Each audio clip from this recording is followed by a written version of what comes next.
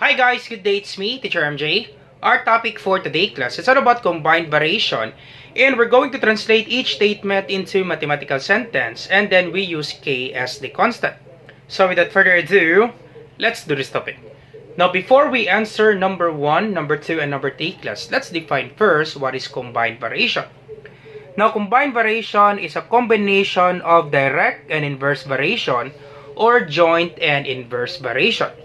So let's have an example class for you to really understand this one. So let's start with example number 1. So y varies directly as x and inversely as z. So how will you write this one class? Once again, y varies directly as x. So we have directly. And then inversely as z. So once again class, if you still remember, for the inverse variation, if you're dealing with inverse variation, there's something to do with division. So to write this one, simply copy y. So copy y. Do not forget varies. Copy y, then equals. So y equals. Now do not forget k class. K is what we call the constant. So y equals k. Varies directly as x. So copy x. And inversely, once again, class, if you're dealing with inversely, there's something to do with division. Over inversely as z. That's it class. That's the answer for example number 1. So y equals kx over z. So once again class, for combined variation, k is always on the numerator. Once again class, k it's always on the numerator. So y varies directly as x, so kx, and inversely, so once again, if you're dealing with inversely, there's something to do with division. Divided by or over, then copy z. That's the answer for number 1 class. Easy, right? For number 1. Alright, so let's have example number 2. So once again class, remember this one. For combined variation, you can have direct and inverse variation. So for number 1, we have directly and inversely. So therefore, we have direct and inverse. Or for combined variation, you can also have joint and then inverse variation.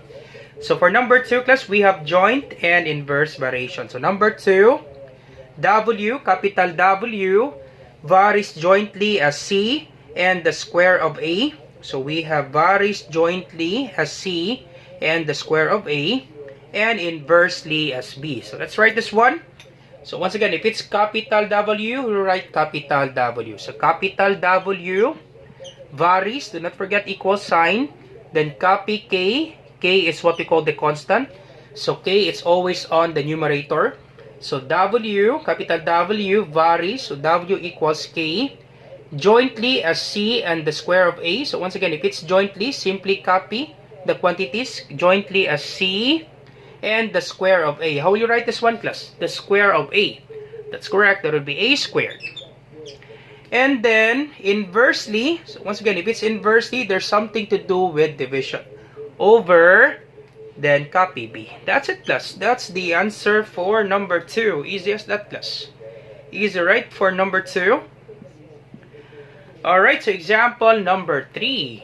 So how you write this one class? P, capital P, varies directly as the square of x and inversely as s. So let's write this one. So capital P varies directly. So we have directly and inversely.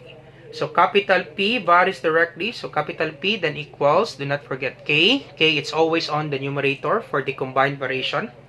So P equals K. And then directly as the square of x. So that would be x squared. And inversely, once again, because if you're dealing with inversely, that would be divided by all over as s. So s. That's it class. That's the answer for number 3. Is it right for number 3? So let's have more examples class for you to really understand this one.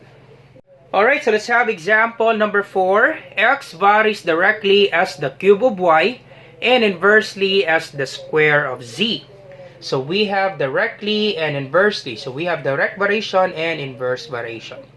So x varies directly as the cube of y and inversely as the square of z. So this will be x, copy equal sign. So x varies, so that will be x equals, do not forget k for the constant, directly as the cube of y. So how will you write this one class? Cube of y. That's correct, that would be y cubed. And then n inversely, once again, if it's inversely, so that would be divided by, there's something to do with division. inversely as the square of z. So how do you write this one? The square of z. That's correct. That would be z squared. Z raised to the power of 2.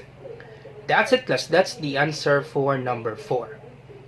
Alright, so let's have last example, class. Example number 5. A varies jointly as b and square root of c and inversely as d. So we have jointly and inversely. So A varies jointly. So we have A equals, so jointly, once again, do not forget K. Jointly as B, so copy B. And then square root of C. How will you write this one, class? Square root of C. That's correct. That will be copy square root of C. So once again, A varies jointly as B and square root of C.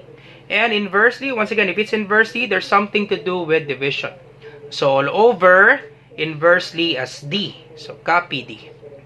That's it, class. That's the answer for number 5. Easy as that, class. Alright, so you try this one, class. Number 6, and you put your answer on the comment section down below for me to check if you really understand our topic. Do not hesitate, class, to answer this one, and you put your answer in the comment section down below.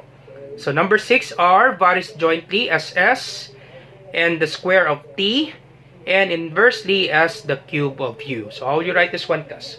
So once again, R varies jointly as S and the square of T and inversely as the cube of U. Alright, so once again, I hope you learned something new today. If you like this video, do not forget to like, share, and subscribe. You share it to your friends and to your classmates so that we can help more students. Once again, this is Teacher MJ. Have a great day, class. Goodbye for now. Bye-bye.